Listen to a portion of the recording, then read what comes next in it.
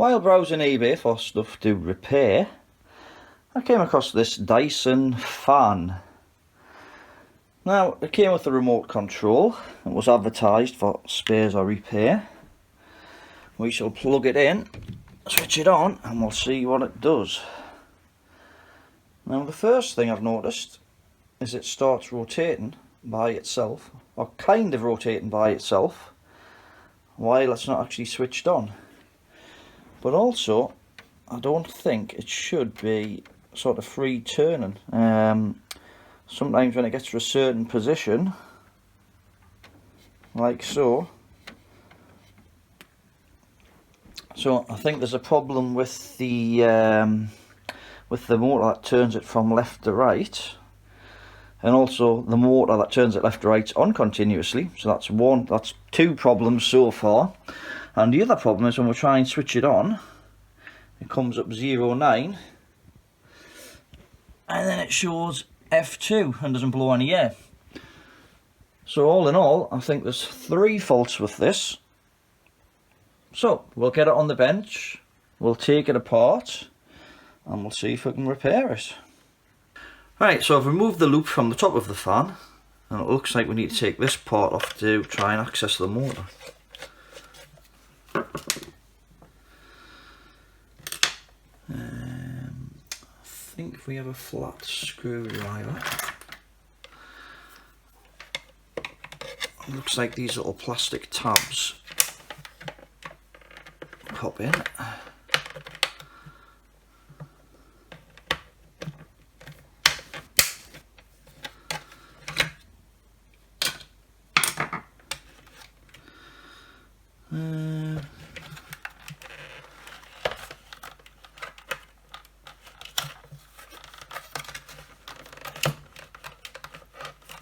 Does this bit come out? Yes.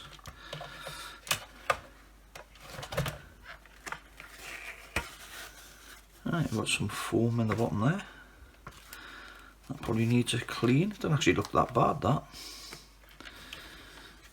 And there's the impeller, I think. Which if it is seized solid. So I think that might be the problem. Or one of the problems. Like I say, there's about 3 problems with this I've discovered so far. Now we'll see if we can get this motor apart. There's a long screw there.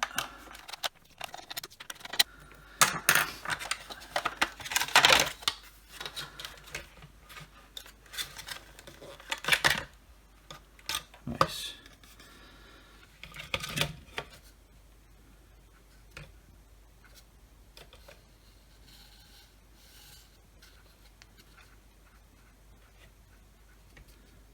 Yeah, this feels like it's catching on something. I wonder if we can get this impeller off. Actually, is that more screws here? Yeah, there's some more screws at the back there. We'll try taking those off first.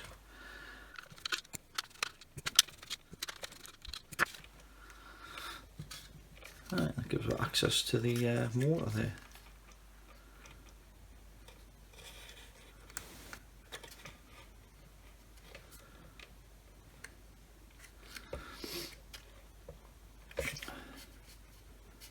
Yeah, something definitely doesn't feel right. It's like it's catching.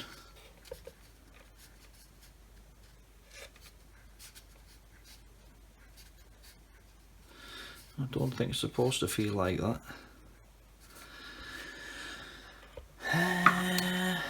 Now if we hold that and try and undo the nut on the front. Have I got some bigger pliers? Yes, I have. Right, it's might be a bit tricky to try and hold this in place while trying to do that. But we shall give it a go.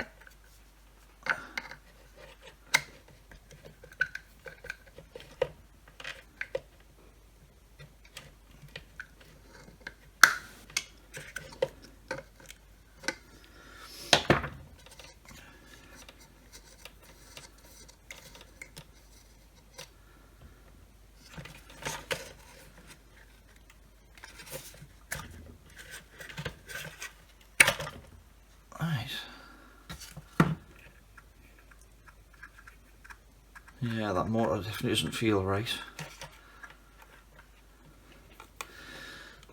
So I wonder if this might need a replacement motor.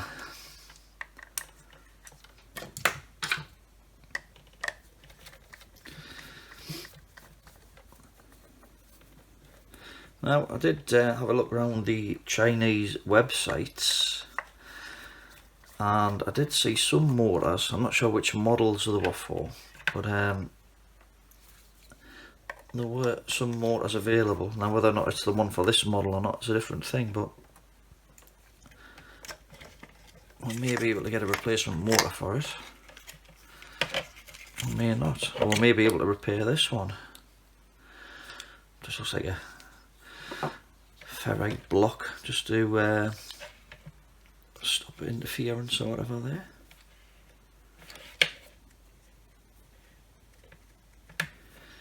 Yeah, feels like very...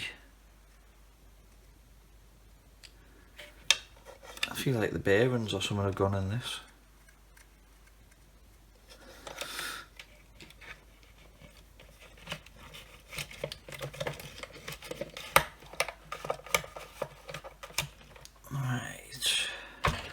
Well, I think that's definitely the cause of the 2016. I think that's definitely the cause of the F2 fault. Well, like I say, there's two other faults on this as well. Like I say, the fact that the motor that turns left and right is on all the time as soon as you put the power on, and sometimes it just free turns by itself. So. Well, I think we need to order a motor for that if we can get one. I don't think it's worth taking it apart, but I suppose we could. Yeah, why not? Let's have a go. Might need a bigger screwdriver. One of these little stumpy ones might be a better option.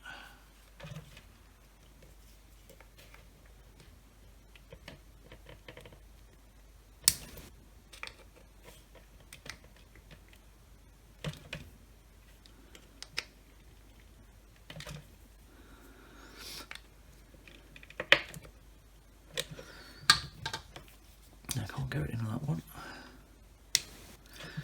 without causing injury to myself.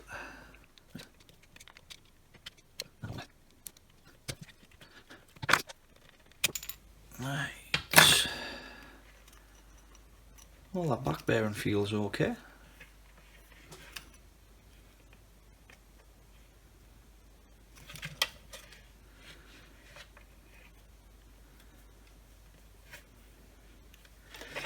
I don't know if I can get this bit off the shaft here. That doesn't sound good.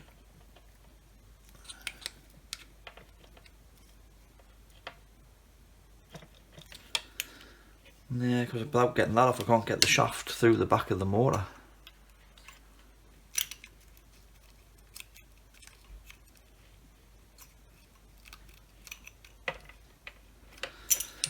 And I don't think we can remove this back bearing easily.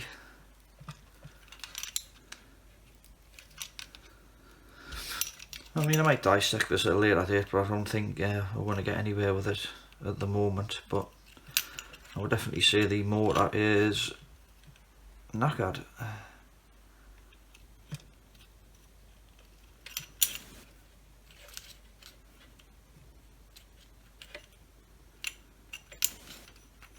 I'd say the back bearing actually feels alright. There must be a problem with the front bearing on this. Okay, I shall order a motor, and in the meantime we'll have a look at the bottom part of this.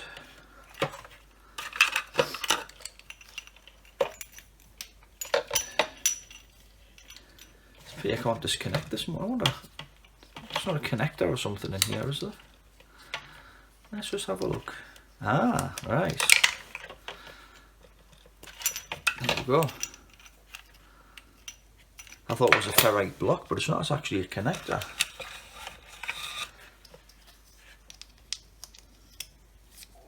Right, that's handy to know.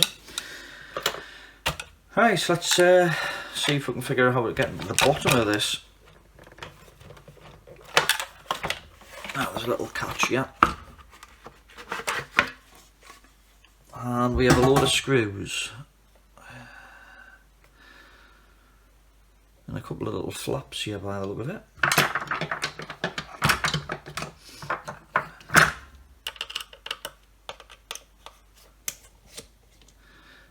What have we got in here? Well, that looks like a programming or diagnostic port.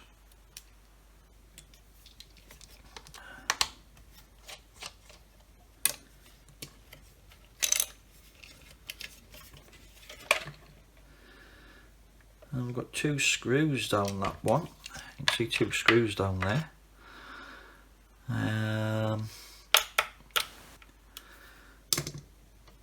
That must be the point where it swivels at.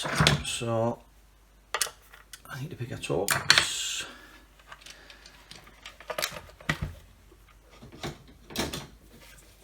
So just remove this centre screw here.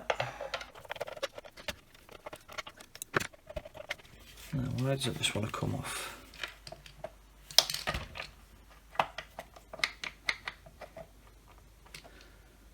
Right, I think I see the problem. It looks like you have to undo those 2 screws down there. Right.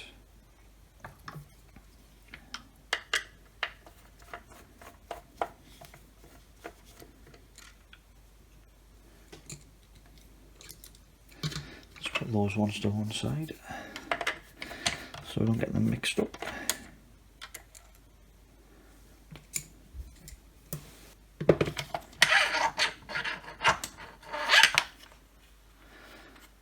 Right, and that reveals circuit board on this motor. Ah, well, that doesn't look right, does it? It looks like the gears on that motor have gone as well. Looks like there's a coating or something all over the circuit board as well, like a conformal coating. I thought it was covered in oil or something at first, but it appears to be some kind of conformal coating.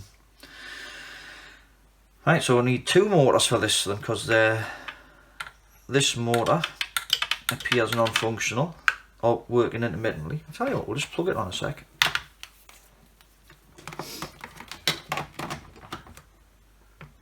So that's it powered up, and the motor's starting to turn, and now it's stopped. Now it's starting again, and now it's stopped again, and now it's starting again. So yeah, there's definitely problems with the gears in this motor. It's not supposed to do that. So we need a new one of those motors, and we need to find out why the motor's on all the time as well. Right, we'll unplug that, we'll give it a moment to discharge, and then we'll remove that motor and we'll remove the circuit board. So while I was waiting for the capacitor to discharge, I went onto one of the Chinese websites, AliExpress, and I've ordered a replacement motor at the cost of about £9 plus postage, so about £11 in total. I thought I'd order 2 because, well, you know, it's nice to have a spare one of something now and again. Now, I thought I'd take the motor apart just to see if I could get it apart for one, and just to see if we could find out what the actual problem was. I found a load of bits of melted plastic were inside. So it looks like the actual coils in here have overheated. I'll just bring this to the camera. You may be able to see, you may not. It's a bit hard. I've actually got a Milwaukee spotlight that I just repaired, which will come in quite handy. Or maybe it'll light up in there.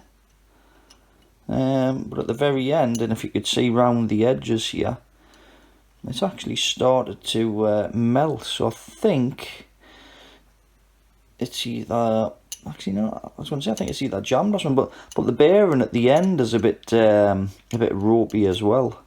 I mean, obviously that motor's never going to work again now anyway. But yeah, this bearing at the back, sorry, this one here is actually nice and free. This one, it just feels a little bit more scratchy.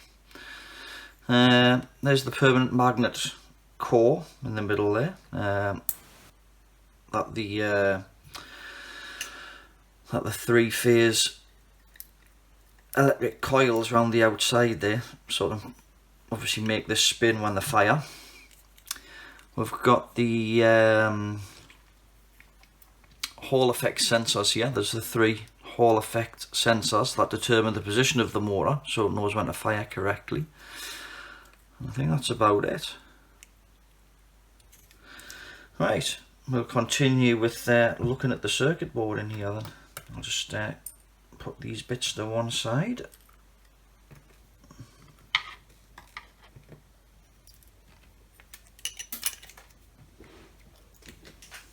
And we shall continue. Right. I think I'll remove that motor first. Looks like some plugs here.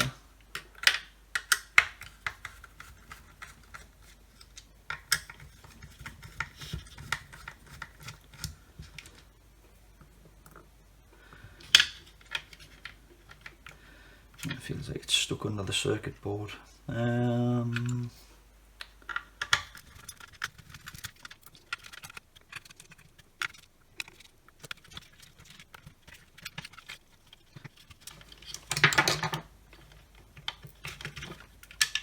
Right, so there's the oscillation motor, if you want to call it that. That turns the fan left and right, and it did start to move, but now it's, yeah, so we shall order one of those as well. Hopefully we can find something. That's the same. I'll just remove this clip without it pinging off somewhere.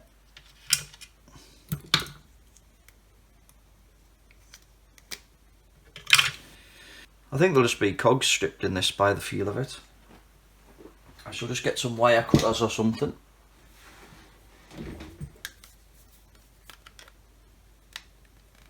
A few moments later.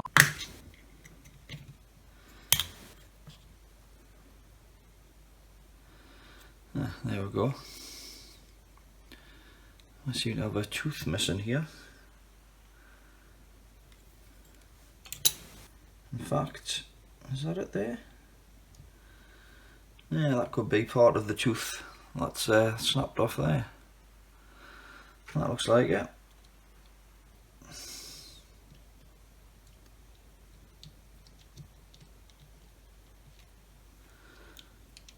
I think the rest of the cogs actually look okay.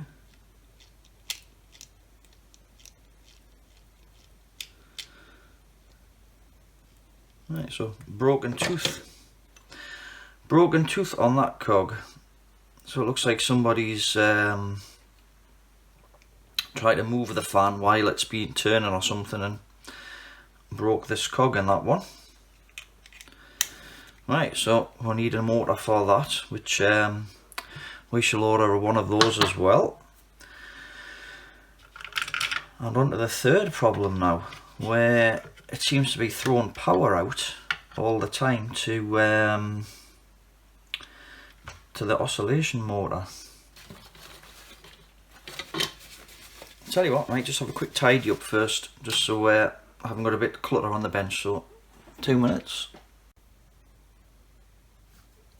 So let's explore the circuit a little bit. So the power comes in on these terminals here, goes through a bit filtering, also goes through a fuse here. We've got 4 diodes to form a bridge rectifier, and then we've got a capacitor here for smoothing, which is this big 400 volt one there. Yeah, probably a good idea to make sure that's discharged, which it is, otherwise there would be a big crack there by now. We've got 3 H-bridge drivers here, which are driven by this microcontroller here, and those in turn drive these 6 transistors here, which give the pulses for the motor, for the brushless motor to turn. We've got an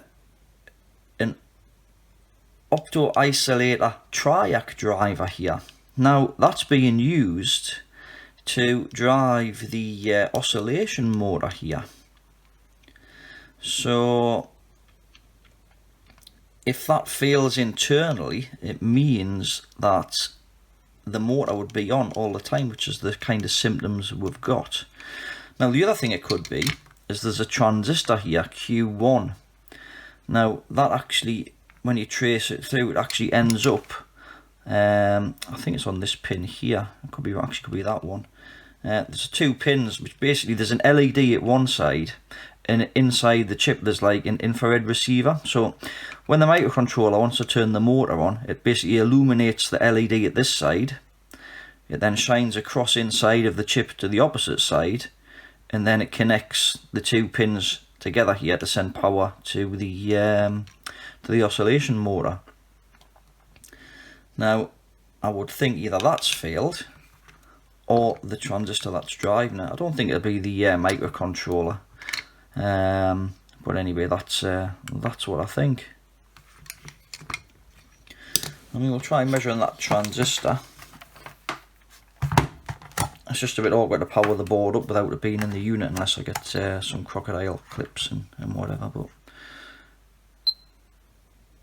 yeah, that looks alright. It's not shorted or anything.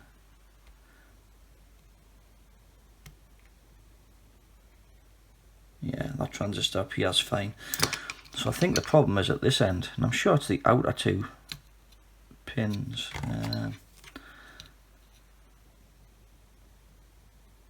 Yeah, we're getting a resistance of about 300 ohms there. I don't know if you can see that meter properly there. Yeah, we're getting 300 ohms across there, which I don't think that's right. And that would probably make sense why that's on all the time and why the motor's spinning. Let's see if I can see the number on that. There's my little magnifying glass. The number on that is MOC, and I can't quite see for the conformal coating on it. Let's see if I can clean that off a little bit.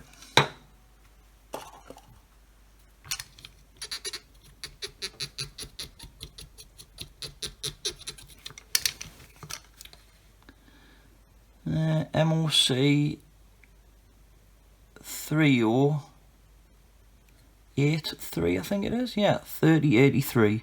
So that's a MOC 3083. So I'm going to order one of those. Oh, a couple of the things that we didn't talk about on this circuit here is there's a power supply here. So obviously as the mains come through, it ends up with this power supply here. That's a little switch mode power supply IC there, and that's how it generates the voltage for the microcontroller. And also this transistor here switches the 5 volts to the motor for the Hall effect sensors. So yeah, and then we've got the display here. So right, so we'll order one of those MOC 8038, I think it was. I'll just double check on that. It's really hard to see. MOC 3083, yeah. So we'll get one of those ordered. We'll get one of those motors ordered, and we'll get one of the other motors ordered, and then we'll come back to it. Now, one of the motors I ordered has arrived. It's the same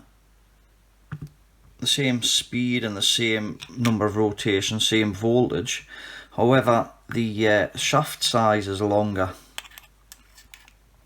So what I'm going to try and do is use a hacksaw in the vise, cut this shaft down, and then use the angle grinder with a flappy disc to flatten 2 sides of it off, and hopefully the plastic shaft thing here will then fit on. One other thing I did notice as well is on the original motor, it wasn't just the tooth on this cog here that was broken. There's actually on this cog here, there's about 6 teeth broken off. And you can see them all lying about here. So So yeah, there's about 6 teeth broken off on that cog on the original motor, as well as the cog broken there. So for people having trouble with the Dyson fan oscillating on its own as soon as it's plugged in, this is a schematic that I've drawn of that part of the circuit. Now the mains voltage comes in over here, the live goes through a 1.6 amp fuse first, it goes straight to the oscillation motor, and then it goes obviously through the bridge rectifier and capacitor and whatever to the rest of the circuit. The neutral comes in here, it goes to pin 4 of this MOC 3083, which is a zero crossing opto isolator triac driver, and they're being a bit naughty with this because this is supposed to drive a triac. It's not actually supposed to drive a load directly, and that's what they're actually using it to do. So anyway, so the neutral comes in, goes to pin 4. When this LED that's inside the chip gets lit up by this part of the circuit, which we'll talk about in a minute, it activates this small inbuilt triac, which then sends the neutral down here to the motor. Now there's also a metal oxide varistor which is connected to the neutral, and also there's a small capacitor that actually goes through 2 0 ohm resistors, and that also goes to the oscillation motor. Now on the unit that I've just been looking at, this capacitor here was actually shorted to 300 ohms. So what was happening was the live was coming in, going straight to the motor. The neutral was then coming in, going through this capacitor, which was acting like a 300 ohm resistor, following down this resistor through here and then there. And that's why the motor was oscillating all the time, even when this wasn't actually activated. Now, potential things that would cause the same issue are if this MOC 3083 fails, the triac inside would probably short out, which would cause the same issue. Obviously, if this capacitor shorts, that would cause the issue. And also, if this metal oxide varistor shorts out, that would cause the same issue as well. So that's on the main side. The other potential problems that could cause it is on the opposite side. This is the low voltage side, which is why there's an opto isolator here. 5 volts comes in, goes through 180 ohm resistor, and then goes to pin 1 of this chip, which is the LED part of the opto isolator. Pin 2 is then controlled via pin 32 on the microcontroller. Now I've traced it back to pin 32. It goes then through a 10k resistor. There's a little decoupling capacitor here, and then it goes to the base of this BC846A. The emitter goes to the ground, and then the collector output of this transistor goes to pin 2. So basically what happens is when the microcontroller sends 5 volts to this, it switches on this transistor, which then obviously allows current to flow to ground here, completing the circuit, which illuminates that LED, which then switches this triac on, which then makes the motor go around. So hopefully that's a bit of an explanation of this part of the circuit and how it works. Any comments or questions on this, please leave it in the comment section below. One eternity later. Well, it's been well over a month since I looked at this, because I've been waiting for these motors coming from China. The main motor in the unit was gone, as we already know, and these are the 2 replacement ones, which I ordered 2 because I might have another one of these to look at, but the hot and cold version, so just in case the motor's gone, and like I say, it's always handy to have a spare. Right, I've got to try and remember how this thing went back together now. So, the motor that I bought, I got this one off Amazon. Like I said, it was a bit too long, the shaft, so what I've done is I've used the grinder, and I've cut a bit of it off, then I've ground 2 sides of it down slightly, and I've also, with a hacksaw blade, just put a little nick there and a little nick there, so the circlip will fit back on. And I've also cut the plug off the original motor, and put a bit soldered it on and put a bit of heat shrink on as well. So that should do for that. Right, we shall put the motor in situ first, I think. And the other thing I've done as well on the circuit board, because the motor was on all the time, the oscillation motor, I found that the capacitor that was here was actually short circuited. So what I've done is I've removed this capacitor. I think it's just like a decoupling capacitor, and anyway, so I don't think it should cause any major issues. So I've removed that anyway. So, and this appears to be working now. Originally I thought it was the opto-isolator here, which is a triac driver, and they're using it a bit naughtily because it's not really supposed to be used for driving a motor. It's supposed to be used for driving a triac, which then drives the motor. But I guess they've done that for cost saving.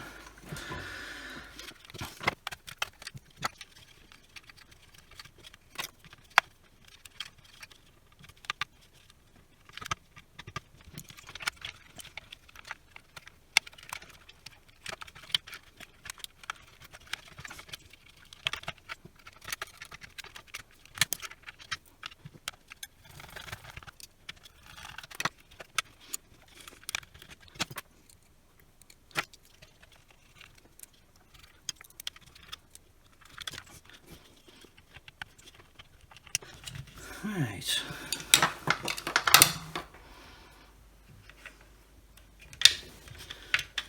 Hopefully this bit should fit.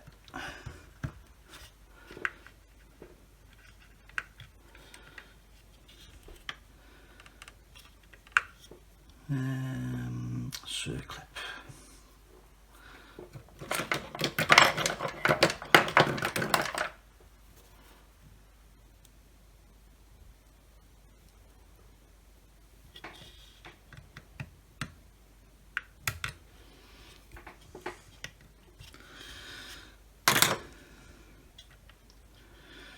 I think we need this motor further round to get in line with that though.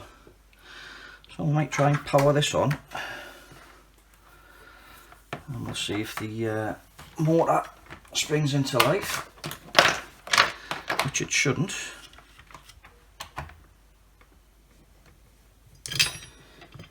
Until it's switched on. Right, we've got an F3 fault now. Now I need the remote for the oscillation to turn it on, and there we go. It seems to be on now. I think we want that motor. Well, there's the thing. Did that go that way or that way? I think it would have had to go forward, wouldn't it? Right, so I'll just stop that about there. And then hopefully we can get the this top bit lined up. So I'm going to unplug that now. Well, at least that looks like one problem sorted, because it was turning left and right there, and it wasn't doing it as soon as it came on. It only did it when I started pressing, when I pressed the remote. We need these two screws out of here, so I'll just put them in there for safekeeping.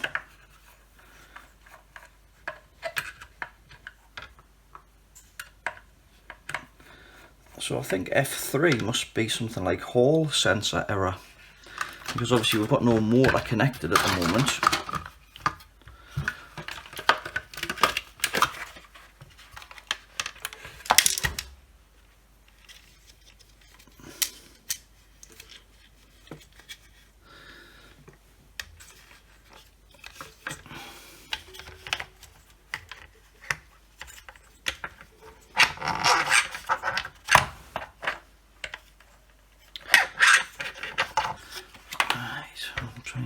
This little thing lined up.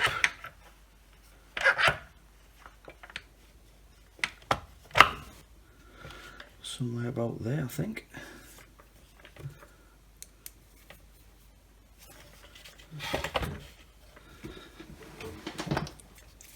And now we're going to try and get these two screws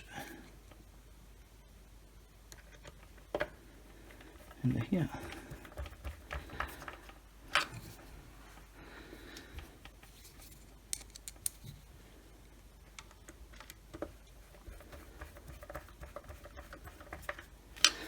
And I think while we're here, because I don't think we need to be into this bottom bit anymore now, I might as well put all this bit back on.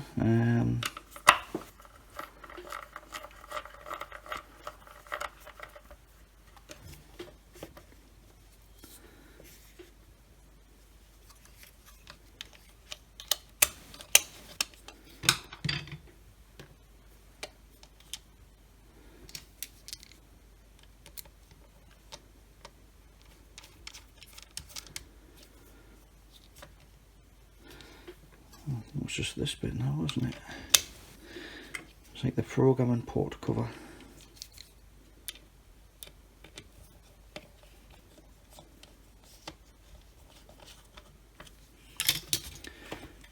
Right. So we shall give this part a test. I shall just plug it in.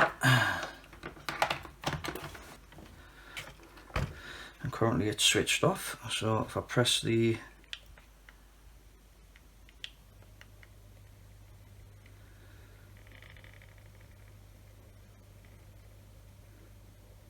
that seems to be working.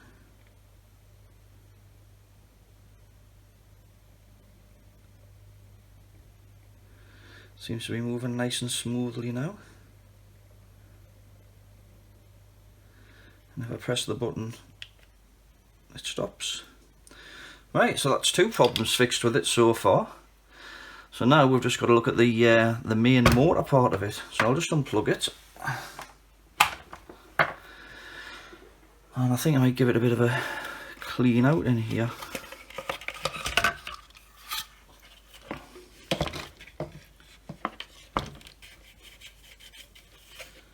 I mean, it's not actually that bad in the bottom there. I've put a bit of the sponge back in the bottom. And now I need to try and remember how this bit went together. I'll just give it a quick wipe out in here.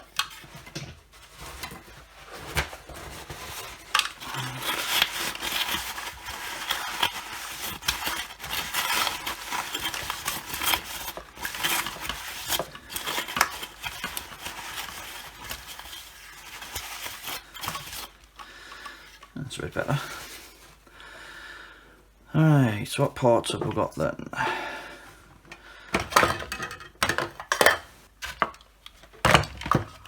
Right, so I've got the impeller. Now, if I remember right, there was a white part here.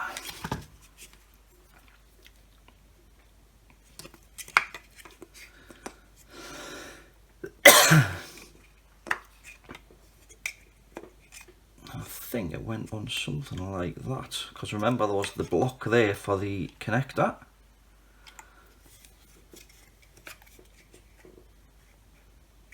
So I would say probably around something like that. I thought I'd lost one of the screws there, but it's just turned up. It was actually inside the bottom.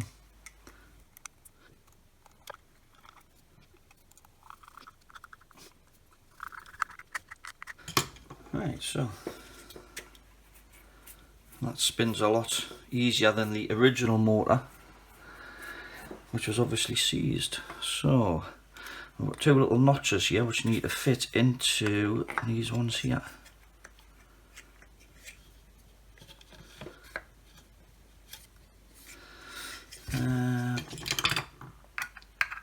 Let's try turning this until it yeah, I think that's it. And then there was a little nut to go on. Now the original one had a bit of Loctite on it. But unfortunately I don't have any Loctite, but I do have a little bit of super glue. So I'm going to put it just a touch on the threads here.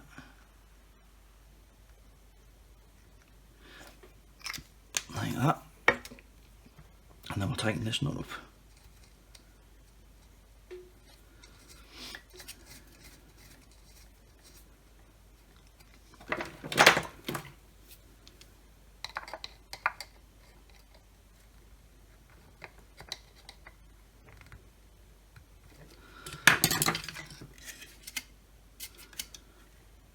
spins lovely that now.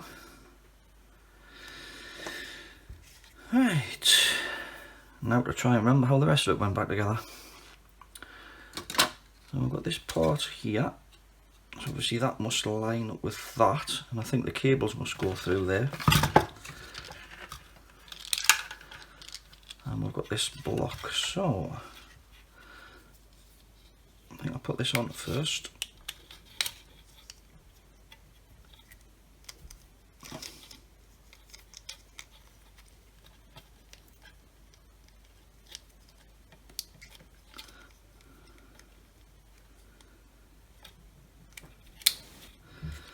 Like that.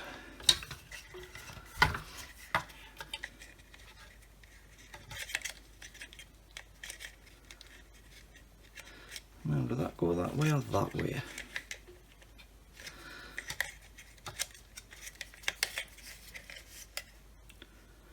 Because I would have thought the cables would go through there.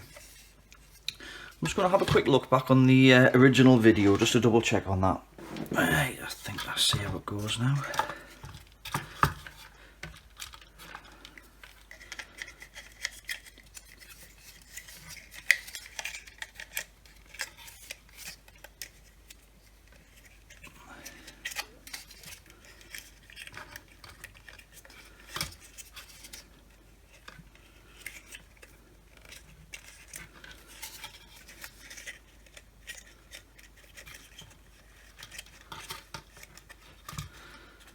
No, I don't think these wires were through here originally, so I don't know whether somebody's been into this previously or not.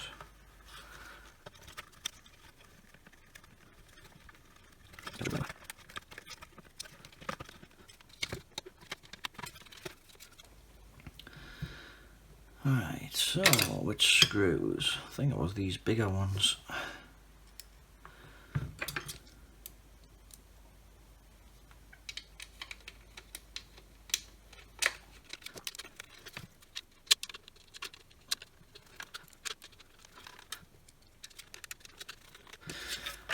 Right.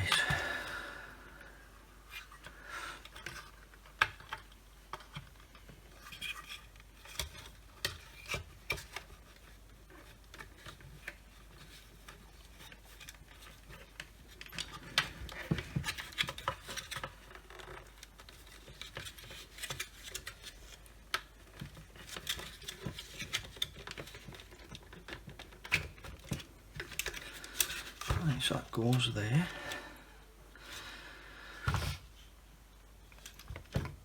Now, there's a top bit here. And then there was these 4 screws.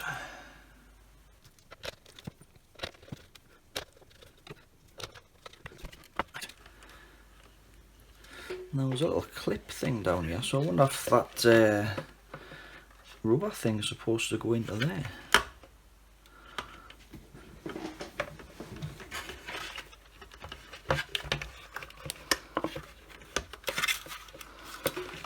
Yes, I don't think I'm the first person into this. Well, maybe not. Right, how do we get this back in then? So I know there's some locating lugs down here, and we've got 4 little springy things there. So I don't know if there's any particular orientation this has got to go in.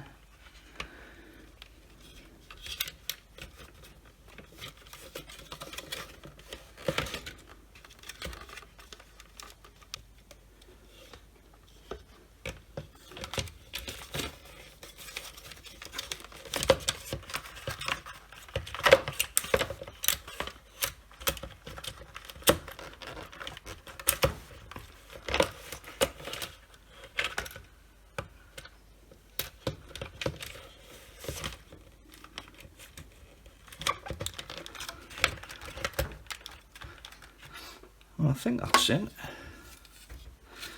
Let's see if we can get this last piece on.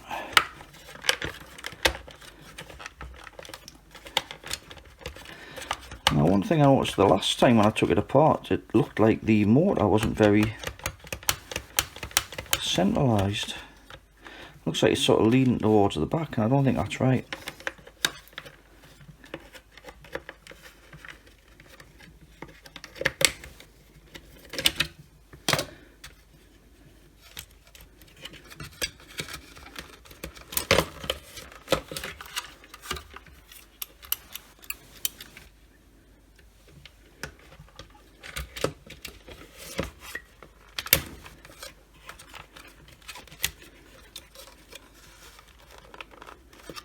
It's almost like the cable's pushing it over.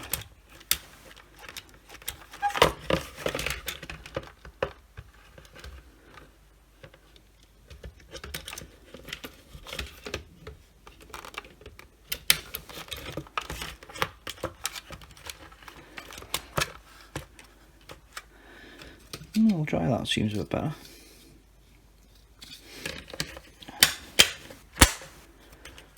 Yeah, that seems a bit better. Right. A little screw to go in here. And I think we're ready to give it a whirl.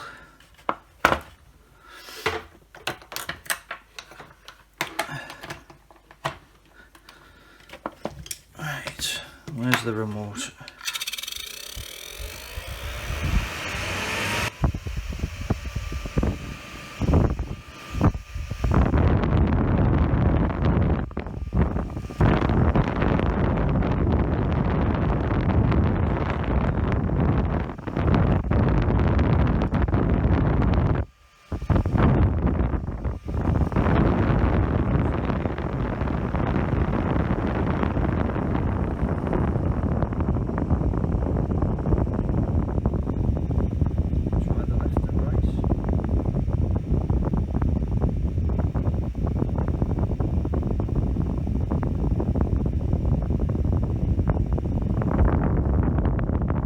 Any errors or whatever, slid up 0.3 at the front here because I've turned the speed down and it seems to be running. So I think the last thing is just to put the top back on and we'll just give it a final test. Right, so I've got the Dyson fan plugged in. I've just tied a bit toilet roll to the top of it just so we can see it working, and we'll switch it on.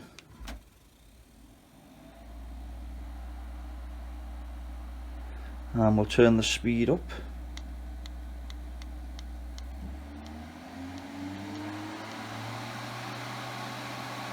And we'll do the left to right thing, which is that button there.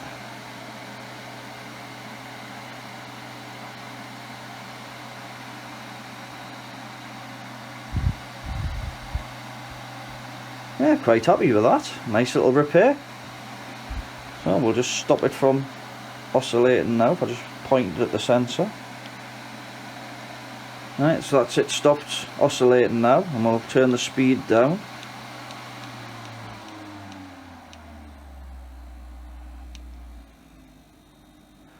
And I think we'll turn it off. So there we have it, repairing 3 faults on a Dyson fan. Well, if you like this video, please give it the thumbs up. If you want to see more like it, please subscribe. Any comments or questions, please leave it in the comment section below. And as always, have a great day. Thanks for watching.